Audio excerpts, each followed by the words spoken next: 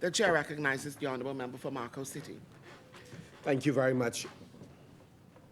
Thank you very much, Madam Speaker. It is an honor to represent much of the dreams and aspirations of the constituents of Marco City. And, Madam Speaker, to speak on behalf of the opposition whom I'm charged to lead at this time in our history. Madam Speaker, it is on this behalf that we join with the government and pause to remember and salute the ultimate sacrifice of 4 Bahamian sons and the bravery, integrity, and civility of the surviving members of HMBS Flamingo on the 10th of May, 1980. Madam Speaker, we salute Captain Allens, Captain Whitfield Neely, Force Chief Petty Officer Peterson James, Force Chief Petty Officer Denzel Clark, Force Chief Petty Officer Gregory Curry, Chief Petty Officer Eugene Thompson, Chief Petty Officer Anthony Russell, Leading Seaman Willard Sanders, Able Seaman Cladwell Farrington, Able Seaman Trevor Sands, and Able Seaman John Wallace for valor and a sense of duty. Madam Speaker, exactly 2 months before our 7th anniversary of independence and just under 6 weeks after the Defense Force official existence, Her Majesty Bahamian ship HMBS Flamingo was viciously attacked and sunk by Cuban fighter jets in the southeastern Bahamas while on a routine patrol. When the smoke had cleared and the gunfire ceased, and the roll call was taken, 4 Bahamian Marines in their 20s, Able Seaman Fenric Stirrup, Marine Seaman David Tucker, Marine Seaman Edward Williams, and Marine Seaman Austin Smith were unable, Madam Speaker, to answer the roll call. These young men, ripped from us and their families, left unceremoniously. Their families left unceremoniously to mourn their untimely and most violent passing. We are obligated, Madam Speaker, to salute them for the service to our beloved country. And not just them, Madam Speaker, and those that survived, but others who have passed during a period where they did not receive the recognition that some are fortunately alive to now receive. And so we remember all of them alongside Senior Lieutenant Amos Rold, Wilfred Sands, Oscar Miller, and Leopold Kirby. Madam Speaker, it is a good thing to remember persons who have passed, even in their absence, but it is a magnificent thing to remember them while they are alive and can hear our appreciation as a collective nation. Madam Speaker, our nation mourned their loss in unprecedented fashion during those early days. In eulogizing the 4 Marines at Clifford Park on the 1st of June, 1980, Sir Lyndon Pinling rationalized the state of mind that our people were in.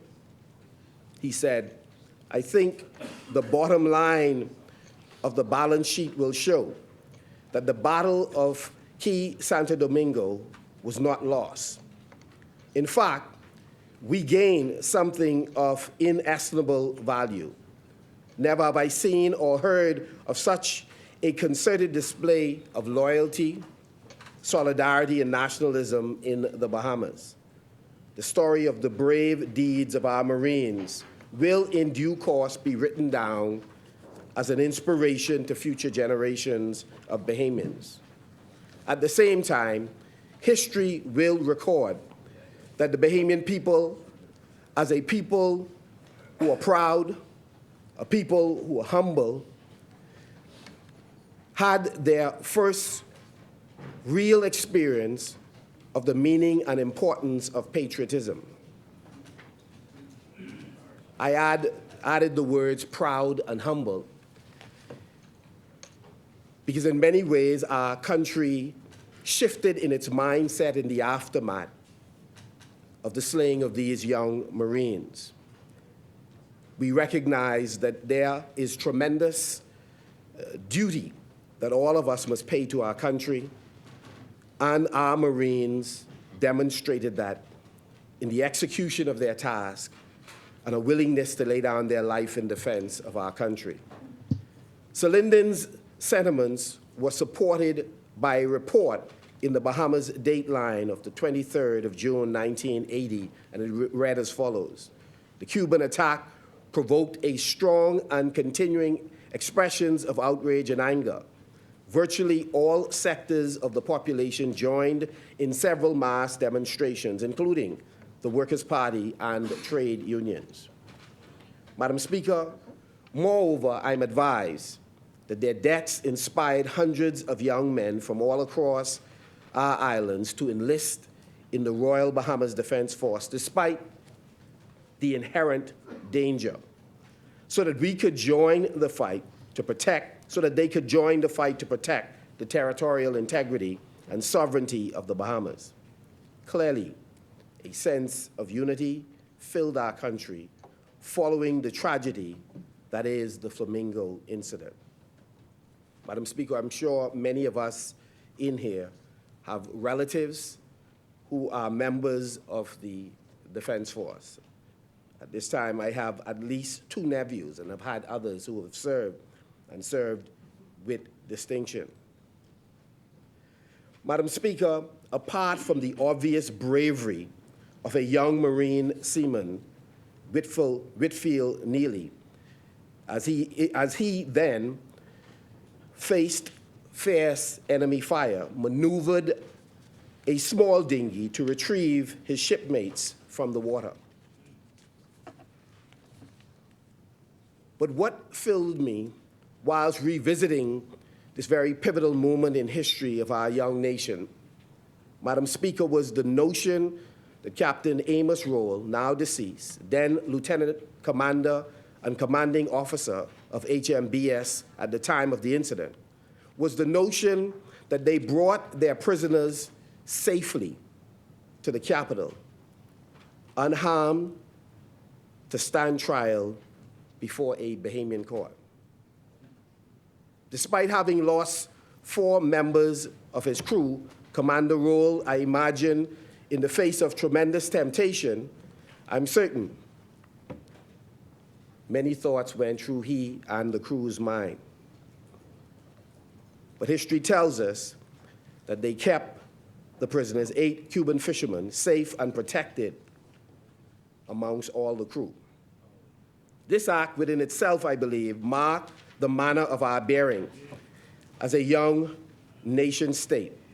Before the ordeal was over, the people of Duncantown, Ragged Island, from where I descend on my father's side, and it is interesting to note, Madam Speaker, that young Keyshawn Monroe, who is a descendant of Ragged Island, was selected to publish a book chronicling the incident of the Flamingo, and of course in the Senate, the images are recorded on the walls.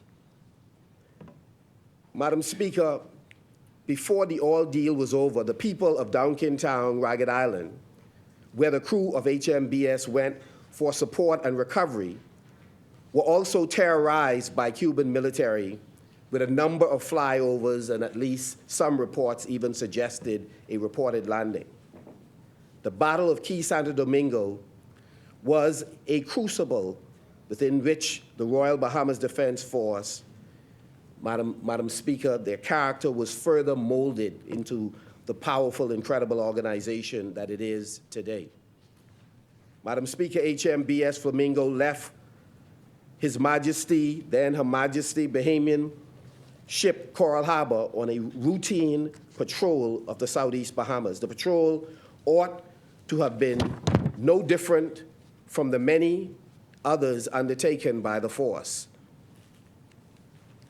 Madam Speaker, it is an amazing thing to be on the Defense Force, and I always remarked to my nephew about it, the fact that you're prepared to leave your family for weeks at a time in defense of our country, and the toll that it takes on family life, and yet you continue to do it because of this sense of duty.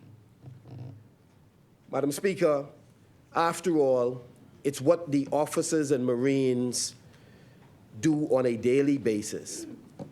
They give us a sense of security and safety, and they protect our territorial integrity and the sovereignty of our country. This patrol they patrol more than 1,000 nautical miles of our archipelago, as they say, by day and by night. As we rest assured, Madam Speaker, that we're safe, we don't even think about who is out there protecting our borders and the sovereignty of our country. And we thank you, officers, for guarding our heritage and guarding our lives. And so, Madam Speaker, I salute the memory of the Marines we lost with HMBS Flamingo, as well as her survivors, as well as those who have since passed since that fateful day. But I salute all of you today for the incredible sacrifices you continue to make, and the families who continue to mourn their loved ones who served us with distinction. And we thank you for keeping us consistently safe and giving often more to us than we as a country have given to you. As we salute and celebrate the life and sacrifice, Madam Speaker, of all of these brave souls, we also salute the former leaders of this incredible organization.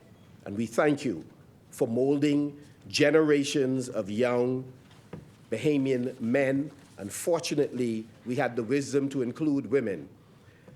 And so we thank you for the example of leadership. And so we thank Commodores Leon Smith, Davy Roll, Clifford Scavala, Roderick Bowe, Tellis Bethel, and our present Commodore Raymond King. I trust I included all of them. In different ways, we should continue to honor the sacrifice of our Marines. To those that have passed away and to those who continue to labor in defense of our country, one fitting way to honor them is to ensure that those matters they seek to address in their daily duties are the same matters that us in this place, policymakers, recommit ourselves to addressing with a similar, if not greater zeal, intelligence, sensitivity, and adequate resources. Included in the list of issues that they, the Royal Bahamas Defense Force, confront is the issue of protecting Bahamian borders from poachers who continually attempt to rape our marine resources, especially of lobster, fish, and trout, which are placed under heavy pressure due to illegal, unregulated, and unreported fishing. Poachers' aggressive behavior, including bearing arms, which has put the lives of Bahamian fishers and law enforcement at risk. That we rededicate ourselves in this place and to support our defense force, who are on the front line of our defense against illegal immigration, illegal migrants that come to our shores. That in this place, that we pass legislation and otherwise, through meaningful policies and programs, we seek to protect our sovereignty. With the same intensity, we must stop the flow of illegal weapons entering our country and ending up in the hands of far too many of our sons, our brothers, our fathers, who take the lives of other Bahamians. And so, Madam Speaker, as I take my seat, I once again, on behalf of all of those that I represent, to say a special thanks to all of the members of the Royal Bahamas Defense Force, and to say to you how grateful we are for your sacrifice in response to those who have given their lives on the front line, we must be able to give a stronger effort in working across the political divide and execute a strategy to protect our patrimony and to construct a nation where Bahamians' interests are placed first. May God grant us the wisdom to build this model nation. May God grant us the spirit of might that we would do what is right in the interests of our people rather than what is expedient.